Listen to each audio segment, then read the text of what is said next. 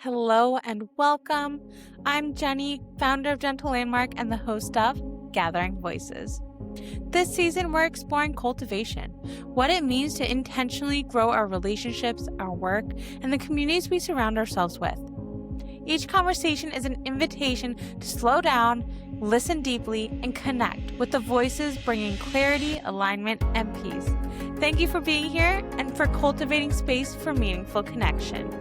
I'm joined by Sam, a bold, multifaceted creative who traded the traditional corporate path for a life of curiosity, purpose, and possibility. From city life to dairy farming, content creation, and building a career on her own terms, Sam's story is a powerful reminder that life doesn't have to follow the script we're handed.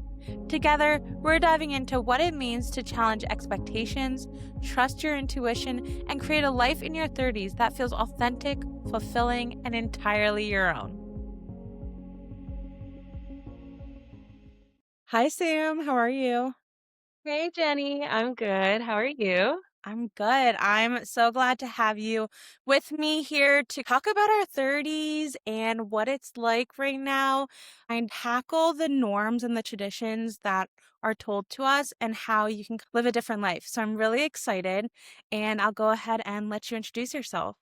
Okay, well, hi everyone. I'm Sam. I'm 32. I'm from Philadelphia. I'm an Aries. My favorite food is cheese fries. I love cookies and cream ice cream, and I like farming. Perfect. Let's go into that. How did you get into farming? Give a little backstory into living in the city and how you got to farm life and where you are now. Okay, so being from Philadelphia, I never lived on a farm. And although sometimes we would pass some farms on the way to the mall, I really never, ever, ever stepped foot on a farm. And then in college, my best friends actually grew up on a 5,000-acre dairy farm.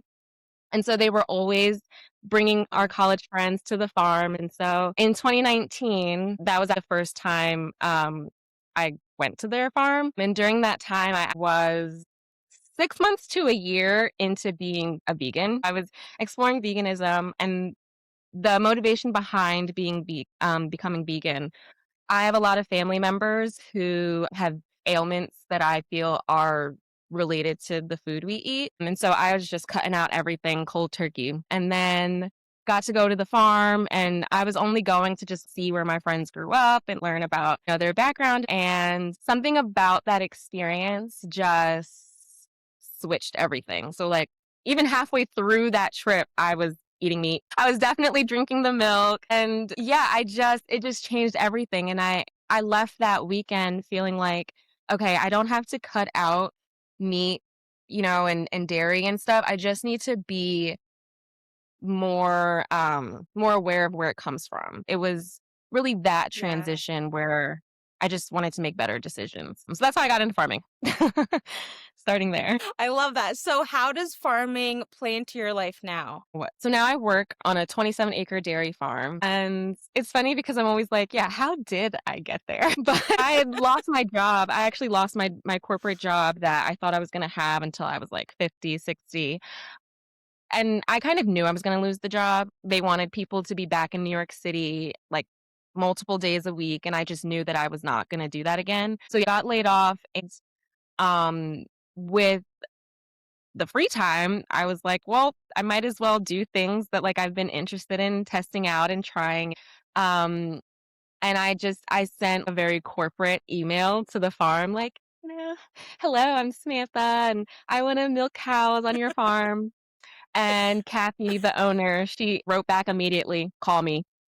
And so from there, I milked cows with her for 3 months. And then now I'm actually, we always kind of fall back into our corporate ways. So now I'm doing more admin work with her. So I'm helping her run the farm. I'm getting to see the business side of it, the community side of it. I'm helping with school tours, hosted an event on Earth Day, and I just love learning from her. Right now, it's just anything she can teach me, I'm absorbing. That's really cool. And that's awesome to see that you came in as a cow milker. You are now using your skill set to be able to then help the farm because agriculture is so important. And I love you said doing school tours and such. That information is so important. We've come so far removed from nature and the basics of living, especially with technology, Yeah. that is so important. And when I was in elementary school, like younger years, I didn't have school trips to a farm. There was no, field trip to the farm. Like that wasn't my experience. So it is really awesome that where we are, the farm is in Coopersburg. So we're near multiple different townships and cities. Schools come from Allentown, the Quaker town. Like we see so many different kids. It's awesome. So, going into childhood a little bit, I'm curious how you were raised, and how that has impacted your life. I know you talked about, thought you were going to have a corporate job for the rest of your life. Now you're farming. Are there any parents kind of thinking some type of way, or is it all cool? Everyone's happy for you? Surprisingly, everyone's happy for me. I was really, really nervous to tell them that I wasn't going back into corporate life. And I did tell them over Christmas dinner. It was very dramatic. But yeah, growing up, my grandma raised 4 kids in the 70s, put herself through nursing school, did all the things without help. And education is really just big, big thing that she pushed on us. So yeah, I mean, even what I studied in school, I had to make sure it was going to be a major that I would graduate and get a job. I wasn't really raised to think of your job as your passion. And although both of my parents do that, I'm really close to my mom's family and they're all PhDs and masters and great, awesome, amazing jobs. And so I just was against a lot. I was definitely nervous to tell Yeah. everybody and I didn't tell them. I got laid off in October. I didn't tell anybody until December. And even that was kind of an accident. Oh, I think someone asked me like, "Oh, what are you doing now?" Or like, "Oh, I saw you were on a farm," or something like that. And I was like, "Oh, okay, yeah, I guess we should talk about it." so you're working on the farm. Is that your full-time job, or are you working other jobs? Like, how does that work? We are raised, or at least specifically us as millennials, like we're told you go to school, you get a job, and you're there for the rest of life. You get your home, you start your family. How have you lived an untraditional life, and how would you offer to anyone listening advice to just go for it, or maybe some things to be aware of? I guess because I knew, like I knew back in like January 2025, I had a feeling that I was not going to go into 2026 with this job. So I was laying the groundwork with my friends and like people in my network, just kind of like, hey, I'm getting ready to lose my job. We'll kind of get ideas. And what's awesome is like, having friends who have a business, they just push you to think more outside of the box. Like I would say my friends were just like, you'll be fine. Like you're fine. Everything will be great. So I got the job. So I actually work at Niche in Easton. It's a clothing boutique. I'm there Wednesday through Sunday. And I got that job before I got laid off. And I would say that that helped ease the process. I wasn't laid off and then like, oh my God, what do I do? I'd been preparing for it and not Yeah. preparing for it in a way like I had a whole bunch of money saved or anything like that. I just knew that I just needed to secure a type of job or something to do, and then the rest would follow. So, yeah, I'm at Niche most days, and then I have Mondays and Tuesdays off. So that's weird. And that's when I was like, all right, well, let me, Mondays I go to the farm, Tuesdays I treat it as my office day. So that's the day where I'm either creating content, whether it's for the farm or for Niche or for my own Instagram. It's when I'm answering emails.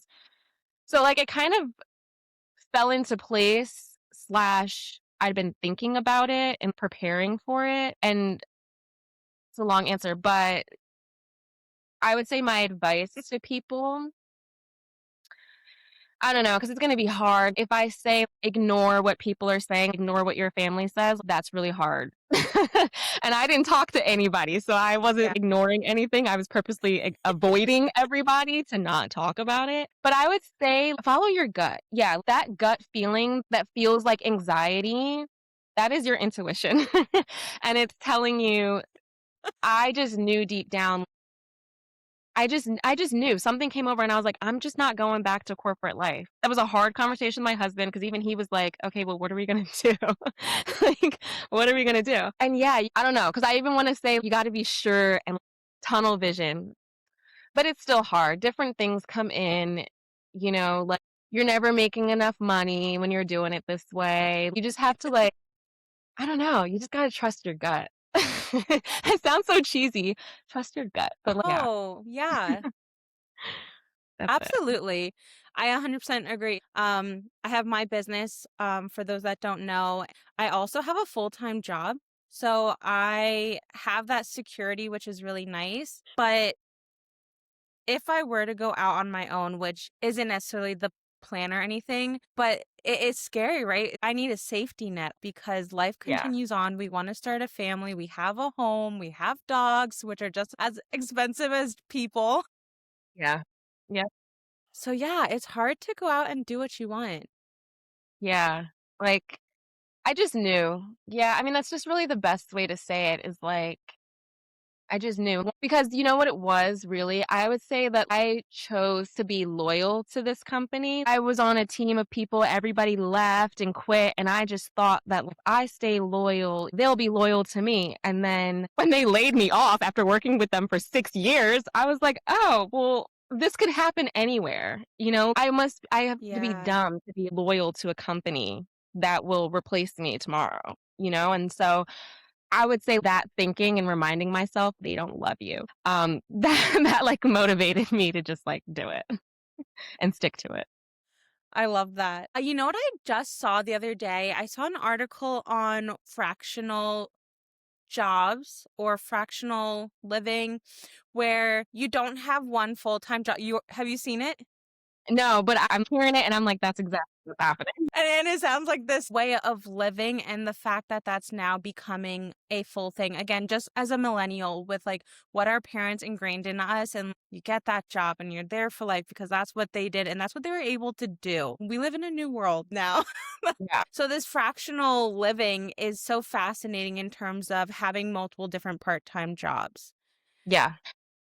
A friend of mine was like, have you ever thought about doing this? And I think she mentioned like, real estate because that's flexible. And I'm like, but that sounds like I'd be doing one thing. And I can't imagine that anymore. I'm having so much fun just bouncing around. Yeah, it depends on everyone's lifestyle, right? And what you want it to look like, which is the cool part of creating your own life and doing what is Yeah. instinctive to you, Yeah.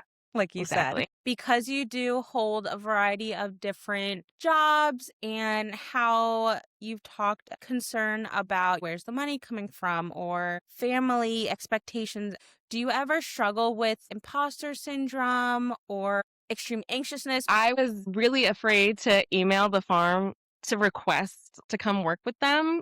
Someone told me about the farm that they were looking for a dairy hand, and I took weeks to send an email because I just felt, I'm not a farmer. I didn't grow up on a farm. They're gonna look at me like I'm crazy, So I like talked myself out of it for weeks, and then again, just one day I was like, okay, I'm just gonna send the freaking email. Let's just do it. She says no, or she ignores me. Like, it is what it is. But I did. I talked myself out of doing this several times, and I have another farmer that I work with, and she had asked me to help run social media, and even though, like, it's something that I enjoy doing and, like, I can do it, even that alone, I was like, "Absolutely not."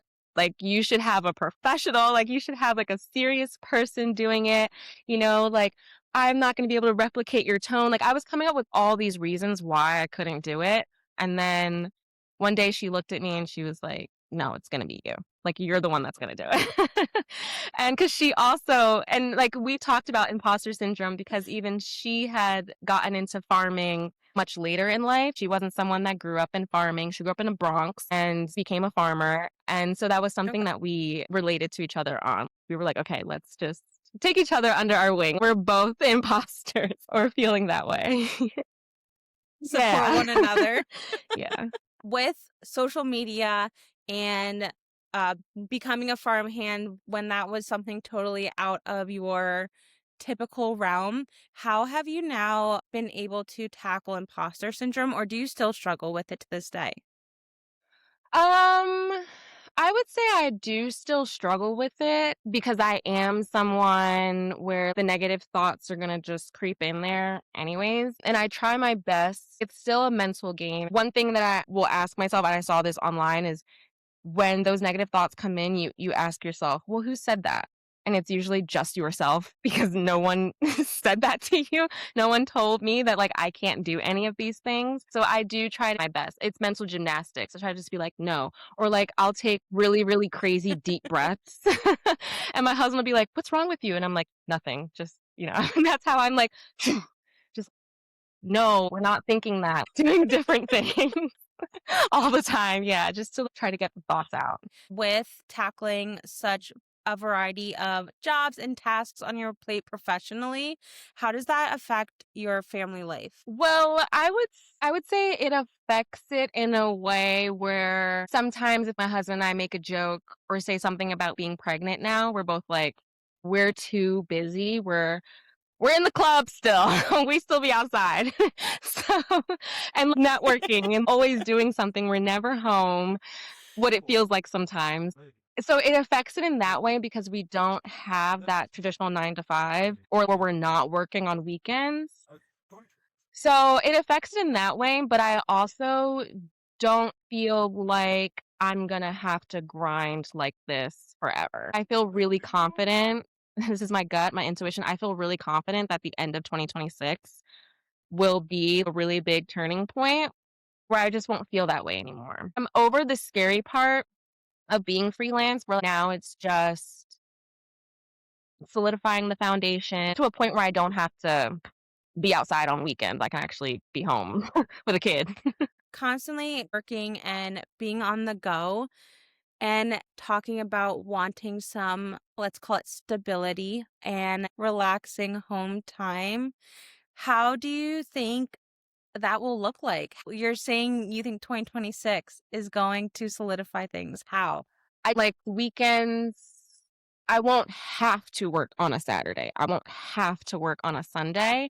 I think that it'll just get to a point where I'm back on a Monday through Friday schedule with my fractional jobs. I don't know. Like, I just feel like it's gonna happen. Like, I just know the universe doesn't want me grinding like this for the rest of my life. I know that it's gonna happen at some point, and um, yeah, I just know it.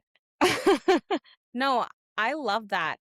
And I love this perspective. There's two different people. Some are free spirit, they can go with their intuition and they're totally comfortable in manifesting. And then you've got the other side that is structured. They need to feel grounded.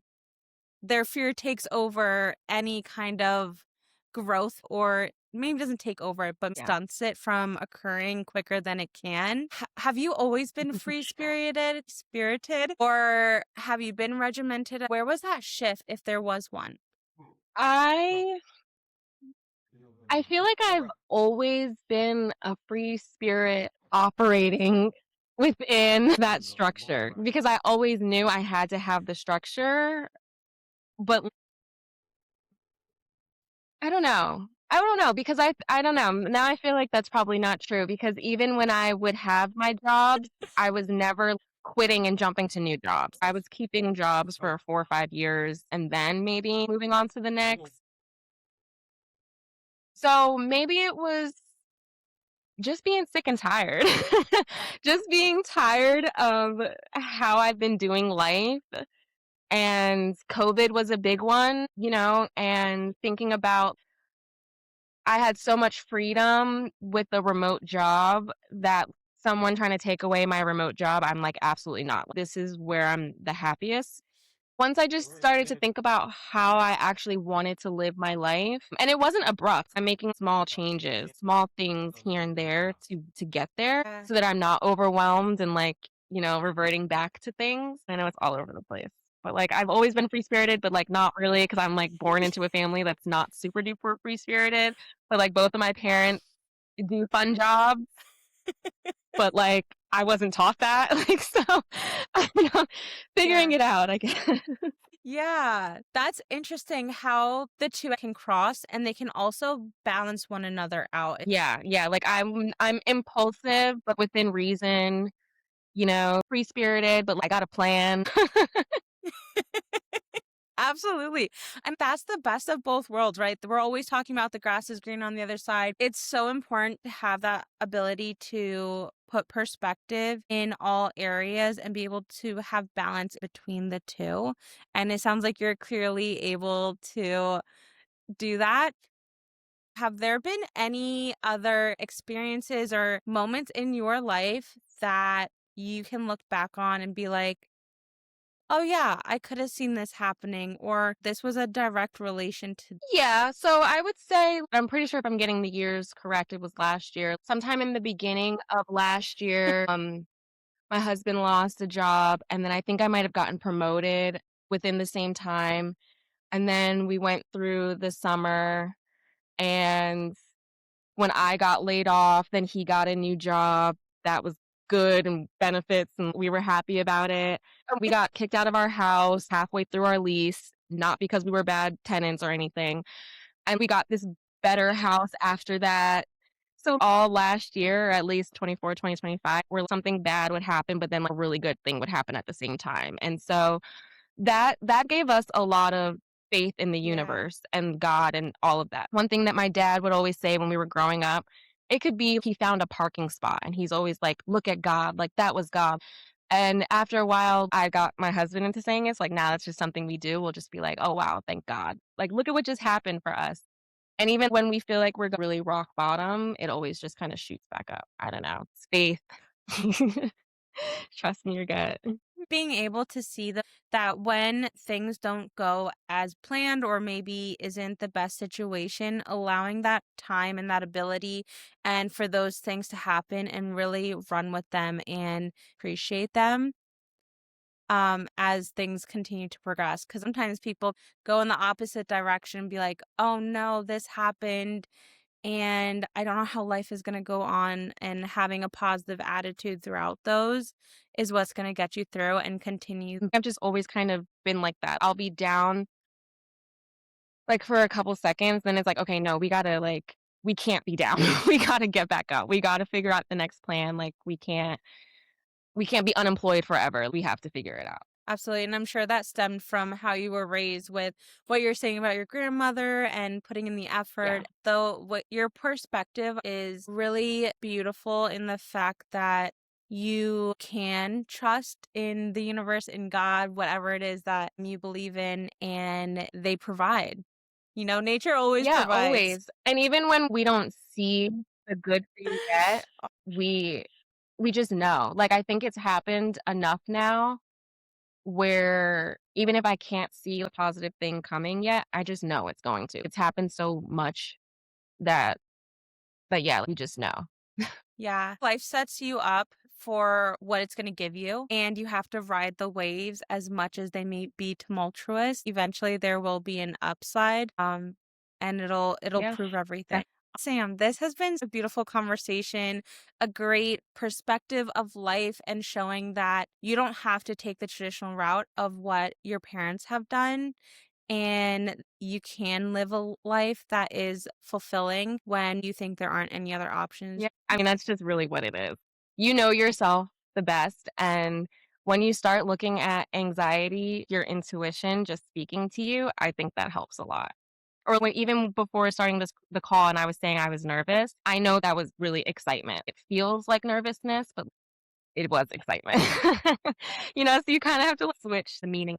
Our minds hold so much power, and we're the ones who hold the power of our minds. We just have to continue to shape it into what is Yeah, best for us. exactly. Definitely. Is there anything you want to share as we wrap up this conversation? Any tips, anything you got going on from the farm, from niche, your business, where they can follow you and continue to see your lifestyle? So you can follow me on at Brunch with Sam on Instagram, TikTok. I'm on Facebook, and I don't know. I hope that it's not easy. I just want to preface that. I think I make it sound so fun and And it is, don't get me wrong, I'm having a ton of fun. I'm never going back to corporate life. I'm never going back to a single job. But it is hard. And I understand why it's hard for people. I understand why it took me X amount of years to do it. My advice is change one thing. If you don't like working 9 to 5, well, that's a hard one. That's the biggest change. Okay, so start with something smaller. Utilize your weekends or the time after 5 to do something fun. I know it's hard, and I know it takes a while for people to get there. And it's mental gymnastics. You gotta fight with your brain a lot to get there too. That's my piece. Thank you, Sam, for joining me, and we'll continue the conversation. Yes, of course. This was so much fun. Thank you. Thanks for joining us on this episode of Gathering Voices. If this episode resonated with you, stay in touch with Gentle Landmark for future gatherings and conversations rooted in intention and community. Stay connected, stay inspired, and let's continue to celebrate the voices that shape our world. Until next time, take care and share your story.